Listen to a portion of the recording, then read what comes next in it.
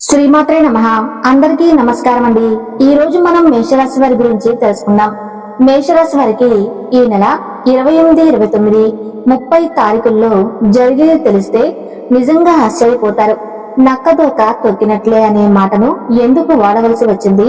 పనులన్నిటినీ కూడా 10 నిమిషాలు పక్కన పెట్టి వీడియోని ఒంటరిగా చూడండి. లేదంటే మీకంటే దురదృష్టవంతులు మరొకరు ఉండరు అని చెప్పుకోవచ్చు. వీడియోని ఎక్కడా కూడా స్కిప్ చేయొద్దండి. ఎంతో మంది ఎన్నో రకాలుగా చెప్తూ ఉంటారు, కానీ చాలా చోట్ల నుంచి ఇన్ఫర్మేషన్ ని సేకరించి కేవలం మీకున్న ప్రశ్నలన్నిటికీ కూడా ఈ ఒక్క వీడియోతో సమాధానాన్ని చెప్తూ మేషరాశి వారికి కావలసిన ఇన్ఫర్మేషన్ మొత్తం కూడా ఈ వీడియోలో క్లుప్తంగా వివరించడం అయితే జరిగిందండి. కాబట్టి వీడియోని ఎక్కడా కూడా స్కిప్ చేయొద్దండి, చివరి వరకు చూడండి. అప్పుడే మీకు పూర్తిగా అర్థమవుతుంది. వీడియోలోకి వెళ్లే ముందు ఒక చిన్న రిక్వెస్ట్, మొదటిసారి మన ఛానల్ ని చూస్తున్నట్లయితే తప్పకుండా ఛానల్ ని సబ్స్క్రైబ్ చేసుకుని వీడియోకి ఒక చిన్న లైక్ ఇవ్వడం మాత్రం అస్సలు మర్చిపోద్దు. ఇలా లైక్ చేయటం వల్ల మరికొంతమంది మేషరాశి వారికి ఈ వీడియో అనేది రీచ్ అవుతుంది. అంతేకాకుండా మాకు కూడా కొంచెం మోటివేషనల్ గా కూడా ఉంటుందన్నమాట. ఇక మేషరాశి వారికి వ్యక్తిగతంగా ఈ విషయానికి వస్తే మాత్రం మొదటి నుంచి కూడా చాలా అంటే చాలా కష్టజీవులు. వీరికి ఊహ తెలిసిన దగ్గర నుంచి కూడా ఎన్నో రకాలైన కష్టాలని అనుభవిస్తూ ఉన్నారు అని చెప్పుకోవచ్చు.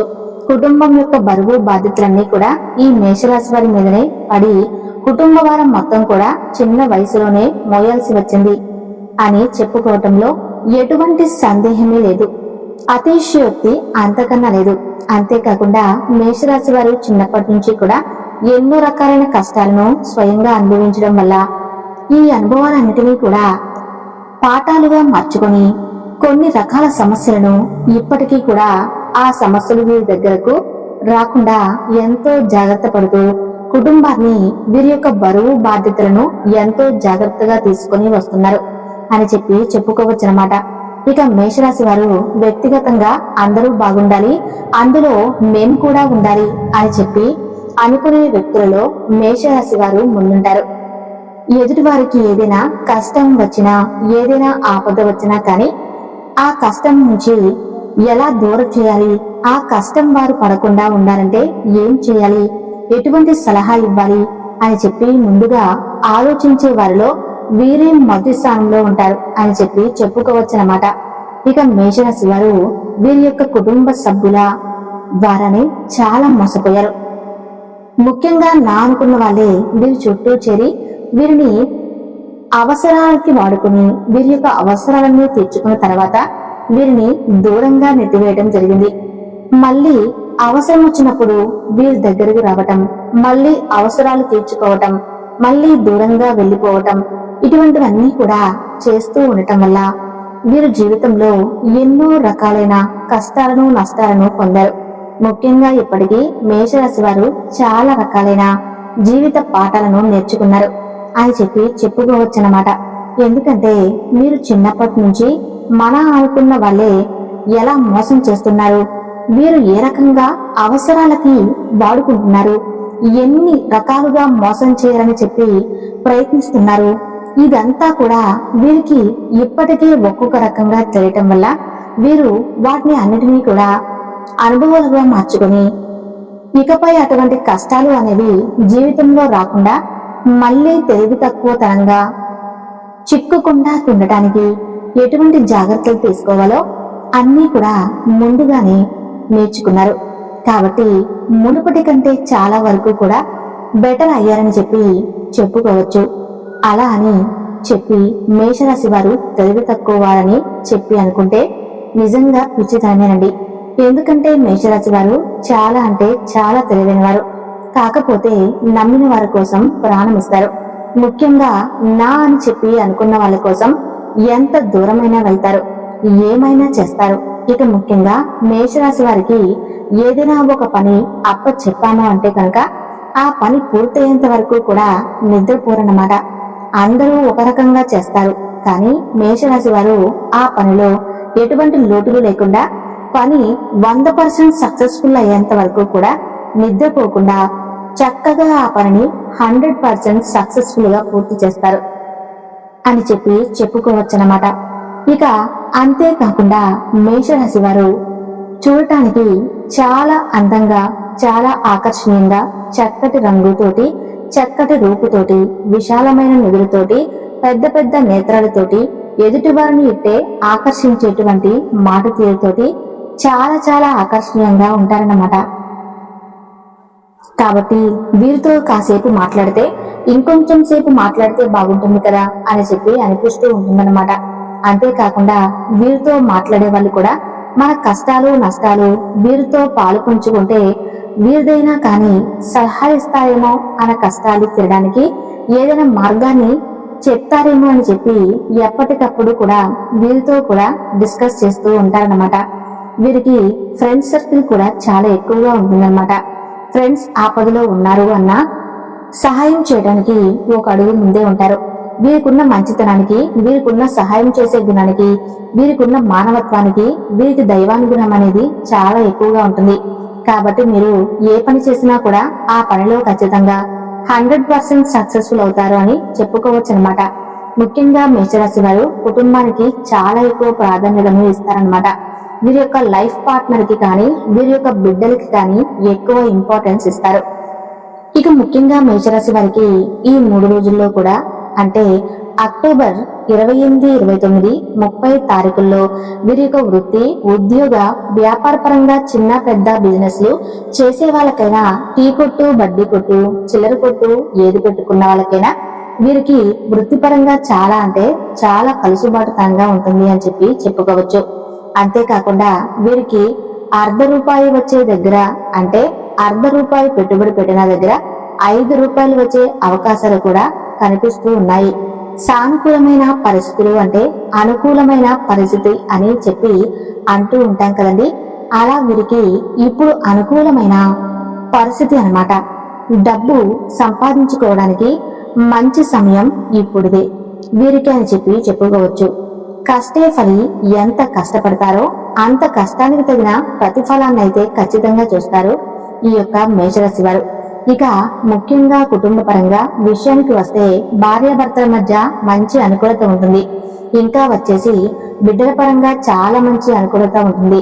తల్లిదండ్రుల పరంగా కూడా చాలా అనుకూలత ఉంటుంది. ఎటువంటి అనారోగ్య సమస్యలు ఉండవు.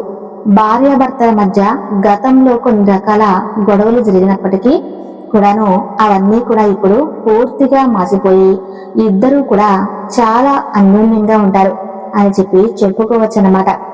ఇక ఓవరాల్ గా చూసుకుంటే మేషరాశి వారికి లవర్స్ పరంగా చూసుకుంటే లవర్స్ పరంగా కూడా గతంలో కొన్ని రకాలైన ఇబ్బందులు, చికాకులు ఎదురయ్యాయి.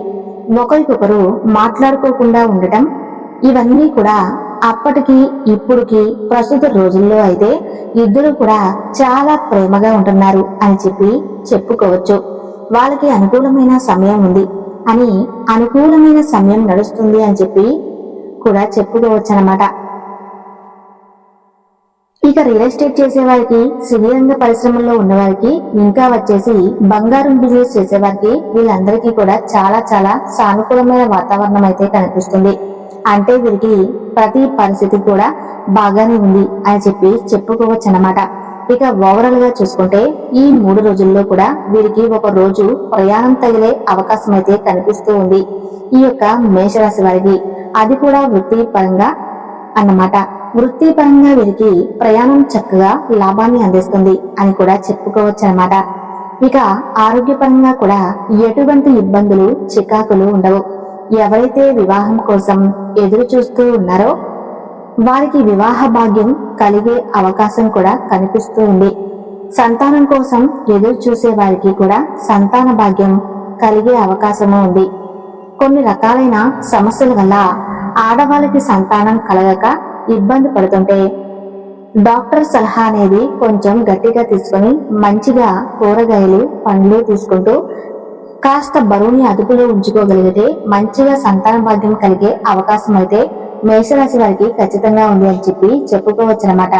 ఇక మేషరాశి వారికి నరదిష్టి అనేది చాలా ఎక్కువగా ఉంటుందండి.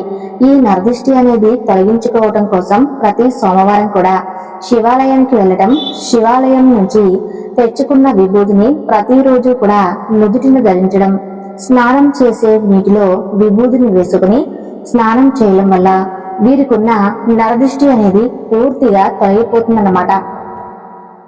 అంతేకాకుండా ప్రతి ఆదివారం కూడా ఉప్పు నల్ల ఆవాలతో దిష్టి తీసుకుంటూ ఉండడం, ఎర్ర నీళ్లతో దిష్టి తీసుకుంటూ ఉండడం వల్ల కూడా వీరికున్న నరదృష్టి అనేది తొలగిపోతుందన్నమాట. ప్రతి నెల అమావాస్యకి ఇంటికి గుమ్మడికాయతోటి దిష్టి తీసివేయటం వల్ల కూడా వీరికి ఇంటి పరంగా ఉన్న దిష్టి దోషాలు ఏమైనా ఉన్నా కూడా అవన్నీ కూడా తొలగిపోతాయి. ఇక ఓవరాల్ గా చూసుకుంటే ప్రతి మంగళవారం ఆంజనేయ స్వామి గుడికి వెళ్ళడం, ఆంజనేయ స్వామికి తమలపాకుల మాలను సమర్పించడం, సింధూరాన్ని ఇంటికి తీసుకుని రావటం, ఇంటికి తెచ్చుకున్న సింధూరాన్ని ఎప్పుడైనా ముఖ్యమైన పనుల మీద బయటకు వెళ్లేటప్పుడు సింధూరాన్ని నుదుటిని ధరించడం వాటి వల్ల నరదృష్టి నరఘోష ఉంటే అవి తొలగిపోవటంతో పాటు మీరు అనుకున్న పనులు, మీరు వెళ్లే పనులు అనేవి సక్రమంగా సవ్యంగా జరుగుతాయన్నమాట. ప్రతి శనివారం వెంకటేశ్వర స్వామి గుడికి వెళ్ళటం, స్వామివారికి తులసిమాలను సమర్పించుకోవటం, అంతేకాకుండా రావు చెట్టు కింద ఆవు నేతితో కానీ నువ్వుల నూనెతో కానీ దీపారాధన చేయటం, పిండి దీపారాధన చేయటం, ఇంకా రావి చెట్టు వేప చెట్టు కలిసి ఉన్న చోట 12 ఒత్తులతో అఖండ దీపాన్ని వెలిగించడం వల్ల కూడా మీకున్న జాతక గ్రహ దోషాలు ఏమైనా ఉంటే, శని దోషాలు ఏమైనా ఉంటే అవన్నీ కూడా పూర్తిగా తొలగిపోయి మీరు పట్టిందల్లా కూడా బంగారం అవుతుందన్నమాట. ఇక ఓవరాల్ గా కూడా మీకు ఎటువంటి దిష్టి దోషాలు, గ్రహ దోషాలు, జాతక దోషాలు కూడా ఖచ్చితంగా ఏదైనా ఉన్నా కూడా ఒక సోమవారం రోజు పరమేశ్వరునికి అభిషేకాన్ని చేపించే ప్రయత్నం చేయండి. ఆంజనేయ స్వామికి స్వామివారి పేరు మీద అర్చన చేసే ప్రయత్నం చేయండి. దీనివల్ల కూడా మీకున్న జాతక దోషాలు, గ్రహ దోషాలు ఇవన్నీ కూడా నివారింపబడతాయి. మీకున్న అనారోగ్య సమస్యలు కూడా పూర్తిగా తొలగిపోతాయి. అర్థమైంది కదండి. మేషరాశి వారికి ఈ వీడియో నచ్చింది అనుకుంటున్నాను. తప్పకుండా ఈ వీడియోకి లైక్ చేసి ఓం నమః శివాయ అని చెప్పి చిన్న కామెంట్ చేయండి. Thank you.